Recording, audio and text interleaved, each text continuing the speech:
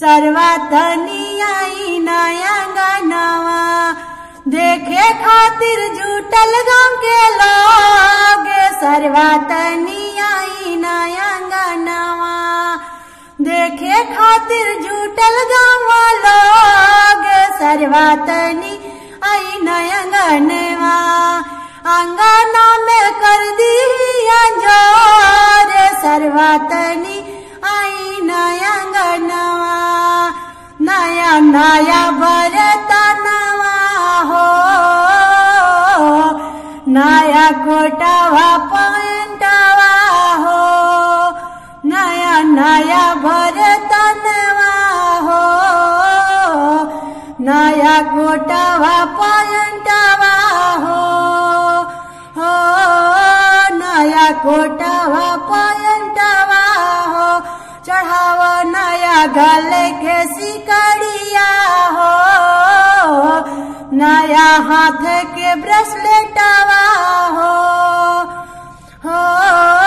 नया हाथ के ब्रेसलेटवा हो। सरवा जी काहे करी नदानी साचो में बड़ा बकलोल। सरवा जी काहे करी नदानी साचो में बड़ा बकलोल हो। सरवा तनी आई नया गानवा सरवा जल्दी आई नया गानवा अंगना में करे दिया जोर। सरवा जल्दी आई नया गानवा अंगना में करे दिया जोर। सरवा जल्दी आई नया गानवा देखे खातिर जुटल गाँव के लोग।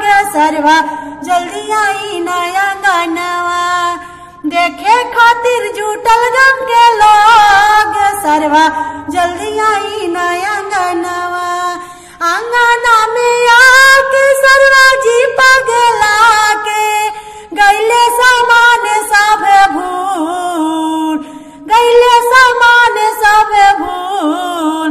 सरवा जल्दी